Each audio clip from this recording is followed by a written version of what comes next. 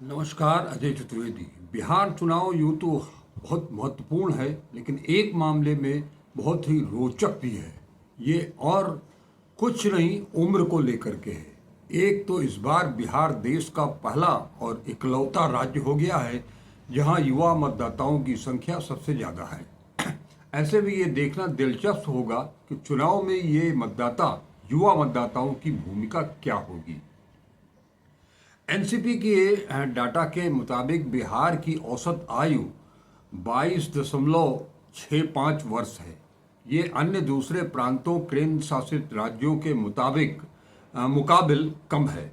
सबसे खास यह कि ये मतदाताओं की तुलना में 37% आबादी नौजवानों की है। राष्ट्रीय पैमाने पर देखें तो ये आंकड़ा ज़्यादा है। 18 वर्ष से कम आयु की हिस्सेदारी की बात करें तो बिहार में 37.2, यूपी में 33.4, मध्य प्रदेश में 32.9, राजस्थान में 32.3, झारखंड में 32.1, हरियाणा में 27, दिल्ली में 24.82% है। 2024 लोकसभा चुनाव की अगर बात करें तो बिहार में 7.73 करोड़ मतदाता थे। अब एसआईआर के बाद प्रकाशित अंतिम सूची के तहत 7.42 मतदाता ही रह गए हैं। अगर दोनों गठबंधनों की बात करें, महागठबंधन और एनडीए, तो उसमें महागठबंधन के उम्मीदवार भी एनडीए की तुलना में कम उम्र के यानी कि युवा हैं।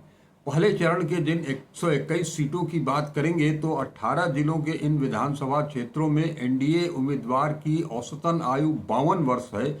वहीं महागठबंधन के प्रत्याशियों की औसत आयु 50 वर्ष है। उम्मीदवारों के शपथ पत्र के अनुसार दोनों प्रमुख गठबंधनों के प्रत्याशियों को मिलाकर देखें तो उम्र औसतन 51 साल है।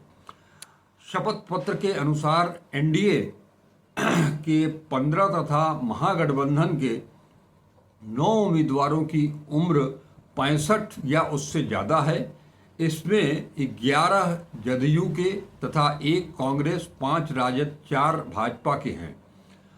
दोनों प्रमुख गठबंधनों के 20 ऐसे उम्मीदवार हैं जिनकी उम्र 35 साल से कम है। इसमें राजद के 6, जदयू के 5, भाजपा और लोजपा और भाजपा के 3, माले के 2, सीपीआई के 1 उम्मीदवार हैं। वहीं जदयू के हरनौत उम्मीदवार हरिनारायण सिंह की अगर बात करें तो वो सबसे उम्रदराज हैं जिनकी उम्र 78 साल है। सीवान के राजद प्रत्याशी अवध बिहारी चौधरी भी सबसे उम्रदराज इसी श्रेणी के प्रत्याशी हैं। इनके अलावा 10 ऐसे उम्मीदवार हैं जिनकी उम्र 79 साल से ज़्यादा है।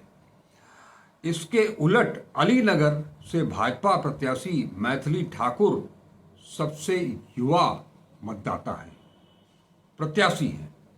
यानी एक तरह से अगर आप देखें तो अब की बार बिहार का चुनाव किस करवट बैठेगा, इसका फैसला युवाओं के हाथ में है। युवा ही हैं जो बिहार की भावी राजनीति तय करेंगे।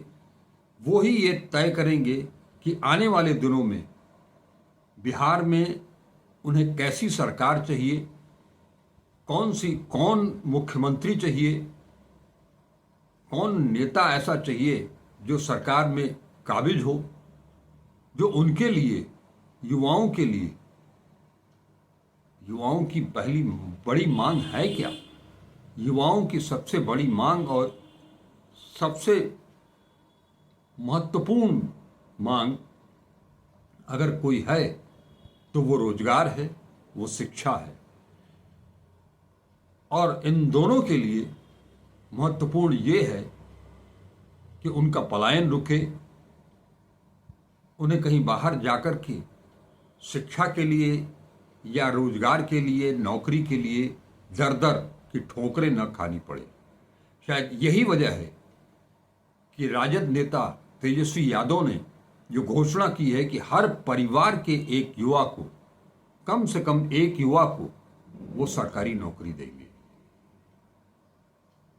शायद यही वजह है, इन सब को मिला करके, इन आंकड़ों को देखते हुए इसकी आहट सबसे पहले महसूस की थी नेता प्रतिपक्ष और कांग्रेस के पूर्व अध्यक्ष राहुल गांधी ने। तभी तो उन्होंने कन्हैया कुमार, जो कि एनएसयूआई के प्रभारी हैं, उन्हें बिहार भेजा। वो बिहार के रहने वाले हैं, बेगूसराय से चुनाव भी लड़ चुके हैं सांसदी का। ये दीगर बात है कि वो चुनाव में जीत हासिल नहीं कर सके, लेकिन कन्हैया कुमार बिहार जाते हैं और बिहार में एनएसयूआई के सदस्यों को लेकर के और उन युवाओं को, उन छात्रों को अपने साथ जोड़ते हैं जिन्होंने बाकायदे परीक्षा दी, इंटरव्यू दिया, लेकिन सब कुछ का रिजल्ट आने के बाद भी उन्हें नौकरी नहीं मिली। कन्हैया कुमार शुरू करते हैं, बिहार में कांग्रेस की शुरुआत ही होती है पलायन रोको, नौकरी दो, क्योंकि उसके पहले बीपीएससी को लेकर के, पेपर लीक को लेकर के इतनी ज्यादा अनियमितता बिहार में थी जिसका खामियाजा और कोई नहीं, ये युवा ही भुगत रहे थे। ऐसे में अगर ये कहा जाए कि राहुल गांधी की दूरदृष्टि थी, जिन्होंने ये पहचाना कि बिहार की फिजा कौन बदल सकता है, बिहार की व्यवस्था और सत्ता कौन परिवर्तित कर सकता है, उसमें कौन परिवर्तन ला सकता है, तो वो और कोई नहीं, युवा होगा।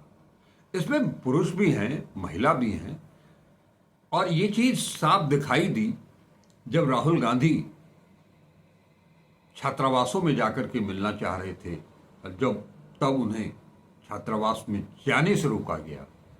ये तब और दिखा जब वोट चोरी का मामला आया और वोटर अधिकार यात्रा निकली, झूम करके युवा निकला सड़कों पर और उस यात्रा के साथ अपने आप को जोड़ा। यही वजह हो सकती है कि राहुल गांधी को ये उम्मीद हो कि बिहार के युवा कांग्रेस का साथ देंगे। तेजस्वी को यह भरोसा है कि युवा उनका साथ देंगे। तेजस्वी के भरोसे के पीछे उनकी 17 महीने की वो सरकार भी है जिसमें उन्होंने लाखों युवाओं को नौकरी दी थी। तो अब यहां अगर वो हर परिवार से एक व्यक्ति को, एक युवा को नौकरी देने की बात कर रहे हैं, वो भी सरकारी, तो छलावा नहीं माना जाएगा। वो नरेंद्र मोदी की तरह वो घोषणा नहीं है जिसके तहत हर साल 2 करोड़ युवाओं को नौकरी मिल रही थी।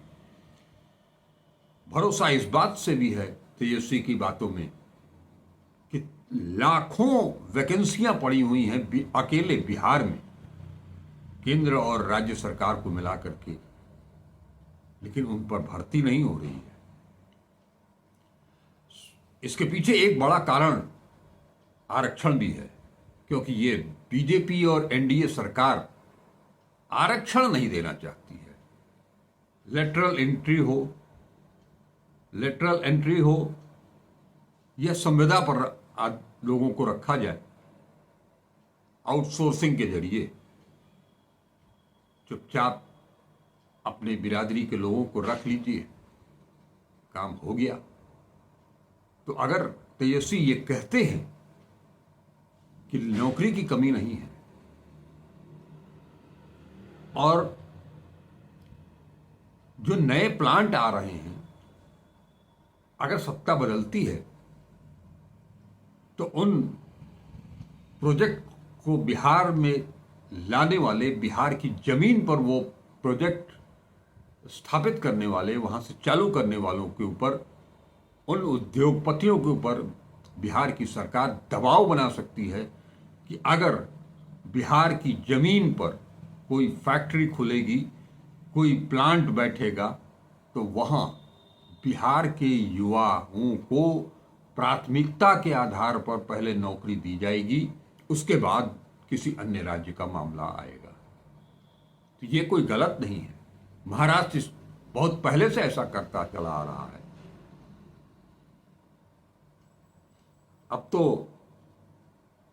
डोमिसाइल की भी मांग उठने लगी है, क्योंकि बिहार ही था जब एसआईआर चल रहा था, तो यहां तो डोमिसाइल नाम की कोई चीज ही नहीं, किसी के पास कोई सर्टिफिकेट ही नहीं था। तो अब वो भी आएगा, उस पर भी काम बनेगा। इस लिहाज से अगर देखा जाए तो ये चुनाव बहुत ही रोचक होने जा रहा है। अन्य मामलों में चाहे जो हो, गठबंधन के भीतर चाहे एनडीए हो या महागठबंधन हो, वो चाहे जितना आपस में खींचतान हो, कपार फड़ौवल हो, कुर्ता फड़ौवल हो, लेकिन जैसे ही दिवाली के बाद या कहें कि छठ के बाद चुनाव प्रचार पीक पर होगा, पहुंचेगा, तब ये पता चलेगा कि बिहार का चुनाव किस तरफ जा रहा है। अगर चुनाव आयोग ईमानदारी से सभी दलों को लेवल प्लेइंग फील्ड मुहैया कराता है, तो निसंदेह इस बार बिहार का चुनाव कांटे का चुनाव है और इतना आसान किसी के लिए भी नहीं हो, चाहे वो महागठबंधन हो, चाहे एनडीए हो, या भाजपा हो, या कांग्रेस हो, या जदयू हो, या राजद हो। लोजपा आर भी उसमें है, देखते हैं। और सबसे बड़ी चीज, एक युवाओं की बात मैंने की है, और युवाओं को निशाने पर प्रशांत किशोर भी ले करके बैठे हुए हैं। अकेले राहुल गांधी या तेजस्वी यादव ही नहीं है, प्रशांत किशोर भी उस युवा आबादी में सेंधमारी के लिए पूरी तरह से तैयार है। तो देखना यह होगा कि अब की बार का जो चुनाव होता है उसमें कांग्रेस, राजद और जनसुराज पार्टी में से किसे युवा चुनते हैं, उनके दिमाग में, दिल में कौन सी पार्टी ऐसी बनती है जो उनका हित कर सकती है, उन्हें लाभ पहुंचा सकती है। बातें तो बहुत कुछ हो रही हैं, स्कूल हो, कॉलेज हो, यूनिवर्सिटीज हो, हॉस्पिटल्स हो,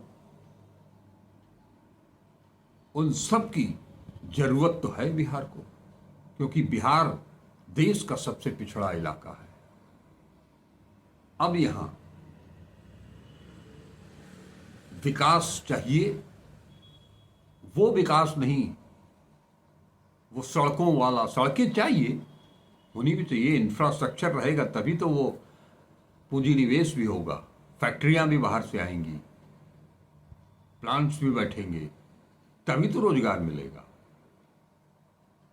लेकिन पुल चोरी हो जाए या चूहा शराब पीने लगे, इस तरह की राजनीति से अब वहां के युवा तौबा करना चाहते हैं। उन्हें साफ सुथरी राजनीति और उनके हित वाली सरकार चाहिए। आने दीजिए, समय देखा जाता है। 6 नवंबर, 11 नवंबर और उसके बाद 14 नवंबर, सब कुछ गिना चुना है दिन। अब एक कहावत है ना कि नाऊ नाऊ कितना बार, कह साहब आपके समन्वय तो गिरत हो, तो अब वो गिरे का समय आ गई बा, आ देखे कि यह बा, ये जो नौजवान लोग बा, ये जो युवा लोग बा जिनका हाथ में एगो झंडा एगो माइक आ डीजे थमा दियल जाता, जन की गली गली घूम घूम करके, अब वो खास तौर पर मुस्लिम इलाका में गाड़ी बके खातिर उ लोगन के लइका लोग जो बिहार छोड़ करके विदेश में जा करके पढ़ता। ऐजवा स्कूलों बंद होताटे, कॉलेजों बंद होताटे, यूनिवर्सिटियों न मास्टर बाड़े न स्कूल बा। स्कूल बा तो मास्टर ना, मास्टर बाड़े तो स्कूल ना। ई व्यवस्था से बिहार के लोग उब गईल बा। तो देखल जाए, एगो चीज जरूर कहब कि युवा लोगन से कि युवा लोग चुनाव आवता, अब एक चीज जरूर ध्यान दिहल जाई कि जौन शराब चुहवा पियताटे उहे तोहरा लोगन के दिहल जाई, मीट भात मछली भात, तो ओकरा से तनी बच के रहल जाई, ओकरा से तनी किनारे रहल जाई, तबे राउर लोगन के हित के बात हो सकी। राम राम।